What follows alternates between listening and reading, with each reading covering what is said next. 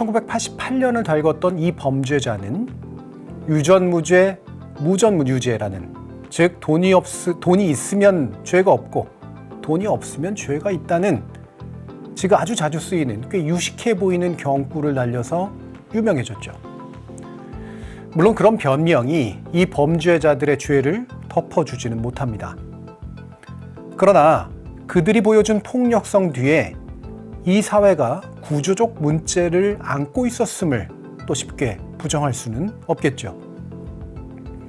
어떤 범죄자들은 그 죄에 값하는 처벌을 받고, 어떤 범죄자들은 죄가 없거나 약함에도 처벌을 받고, 또 어떤 범죄자들은 너무나 약한 처벌을 받거나 심지어 무죄가 됩니다. 그리고 그 배후에는 비교적 명확해 보이는 편향과 기울어짐이 존재하고 있다고 저는 생각합니다. 유전무죄와 무전유죄, 오늘은 공정과 법칙에 관한 이야기입니다. 여러분들도 많이 들어보셨죠? 소위 초코파이 절도 사건이 요즘 화제입니다. 한 물류회사의 협력업체 직원이 과자를 무단으로 취식했다는 이유로 회사에 경찰에 신고를 당했고, 2025년 5월에 1심 판결이 나왔는데 벌금 5만 원이 선고됐습니다. 벌금 액수가 그렇게 크지 않아서 별 문제가 아니다 싶을 수도 있는데요. 죄는 그리 크지 않지만 그래도 결국 절도죄 유죄라는 겁니다. 어쨌든 워낙 황당하게 느껴지는 결과다 보니 관련 보도도 최근 늘고 있고, 그걸 보는 사람들의 반응도 대부분 어처구니 없다는 겁니다. 거의 모든 사안에 관련하여서 날카롭게 의견이 대립하고 있는 현재의 현실에서 언론의 정치적 성향과 무관하게 비판적인 보도들이 나오고 있고, 여론 역시 갑자기 대동단결의 양상을 보이는 걸 보면 모처럼 이른바 공분의 대상이 등장했나 보다 싶습니다. 사실 서로 크게 의견이 갈릴 것도 없는 이슈고 딱히 입장을 잡기 어려운 사안도 아니어서 굳이 논해서 다룰 생각이 처음에는 들지 않았습니다. 누구나 돌을 던지고 있는 상황인데 논까지 바위덩이를 집어들 필요는 없다고 보았던 거죠. 하지만 문득 그런 생각이 들었습니다. 이렇게까지 상식적이지 못한 기소와 판결이 어떻게 가능했던 거지?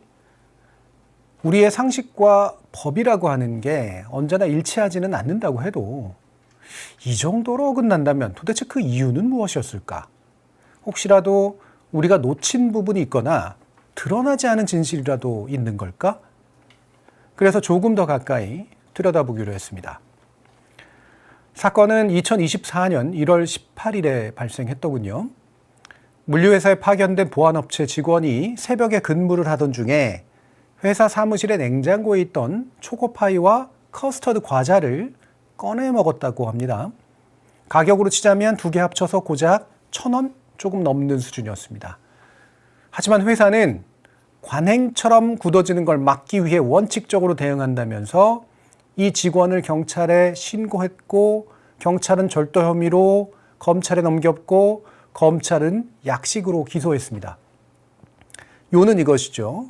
절도죄는 인정되지만 그 죄가 그렇게까지 중하지는 않으니 벌금 50만 원으로 약식 기소를 하겠다는 겁니다. 하지만 이 직원은 그렇게 되면 유죄가 확정되는 것이나 다름없는 약식 재판을 받는 것이고, 그 결과로 경비업법상으로 해고 사유가 될 수 있기 때문에 정식 재판을 신청했습니다. 직원은 그것이 애초부터 존재해왔던 관행이었다면서 무죄를 주장했고요. 반대로 회사 측은 이 직원이 과거에도 절도 전력이 있다면서 강력한 처벌을 원했습니다. 1심 재판부는 결론을 내면서 피해자로부터 용서를 받지 못했다. 그리고 동종의 전과가 있다. 그러나 피해가 그렇게까지 크지는 않은 만큼 소액 벌금형의 판결을 내렸다고 합니다. 여기에 한 가지 문제를 더 지적하지 않을 수 없습니다. 변호인 측은요, 피고인의 노조 활동이 회사 측의 강경 대응을 불러일으킨 배경이라고 추가로 주장하고 있습니다.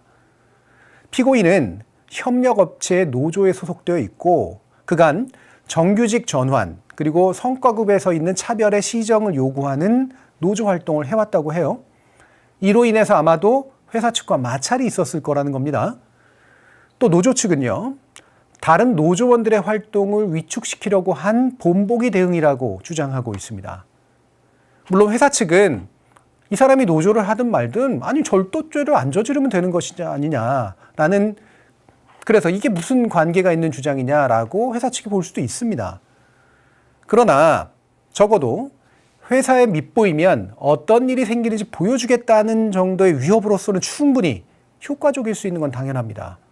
그리고 애초에 설마 1,000원짜리 절도 혐의로 유죄 판결까지 받으리라고 그 누가 상상했겠습니까? 그리고 만약 회사가 정말로 그런 절도 행위에 근절이 필요하다고 생각했다면 애초에 경고문을 붙인다든가 직원들에게 단단히 알리든가 하는 필요한 조치를 사전에 취하는 게 당연히 상식적이고 합리적이고 온당한 일 아니겠습니까? 경찰에 신고를 하는 행동 자체가 누가 봐도 이상하고 과잉하죠. 쿠팡, 예, 알고 계시죠? 증인 밑에 있던 부장검사가 증인과 차장에 대해서 직권남용 허위 공문서로 수사 의뢰를 했습니다. 이거 이례적인 일 아닌가요?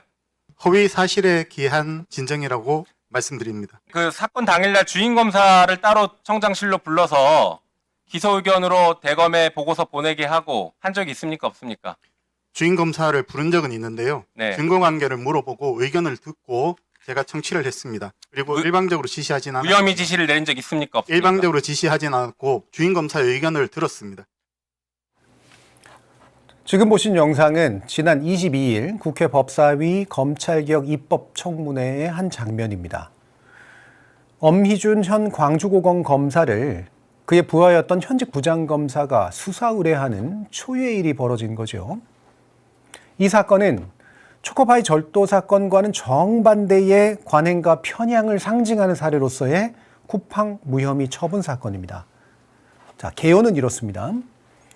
쿠팡 풀필먼트 서비스는 2023년에 취업 규칙을 변경합니다.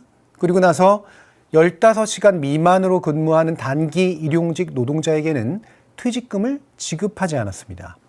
이전까지는 지급하던 걸 아주 단순히 취업 규칙을 변경함으로써 해결하려고 했던 거죠. 그래서 노동자들이 노동청에 진정을 냈고요.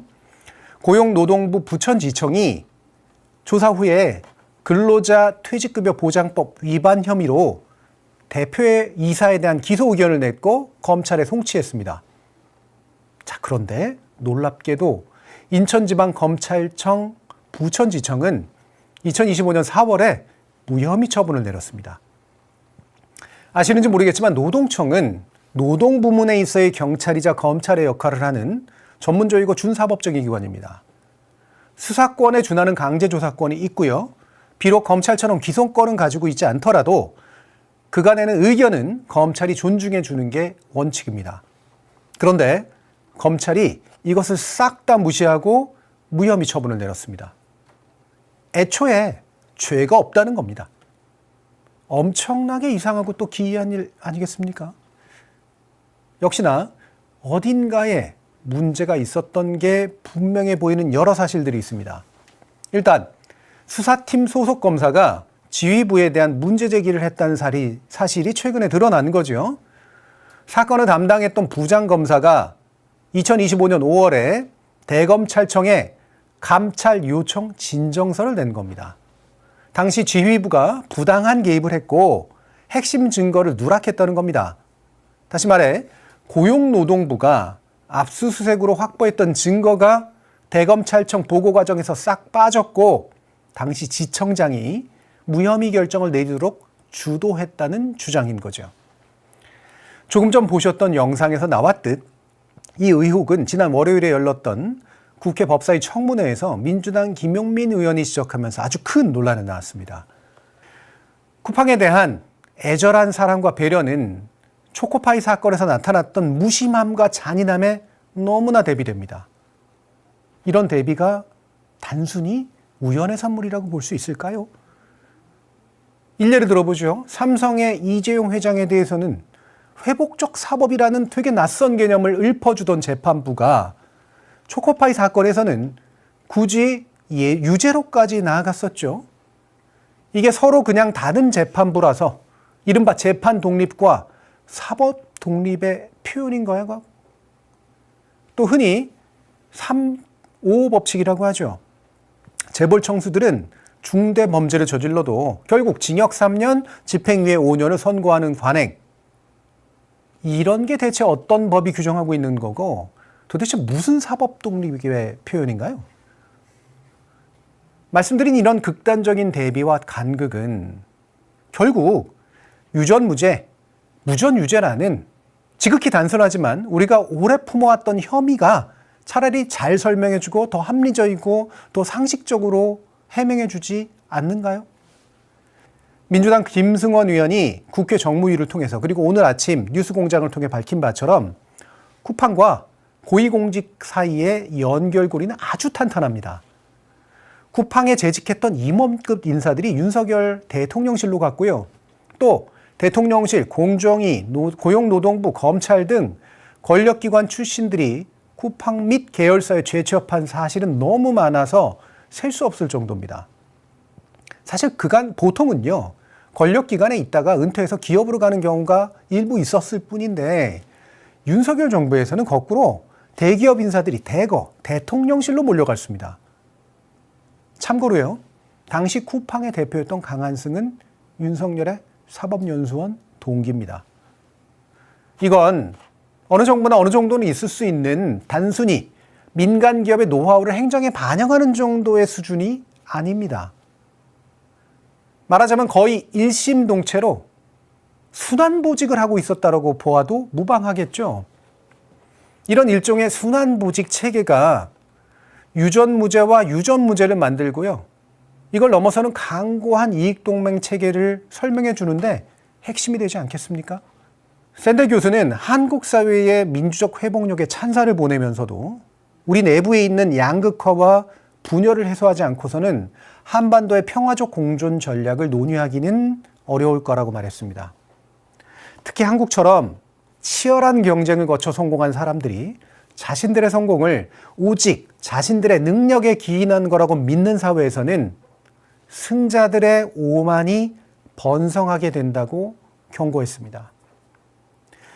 최근 검찰들이 나와서 보여주는 오만, 법관들이 과시하고 있는 오만, 의사 집단이나 부자들 그리고 언론들이 보여주고 있는 오만, 이들의 오만은 자신의 능력에 대한 과신과 오판의 결과물입니다.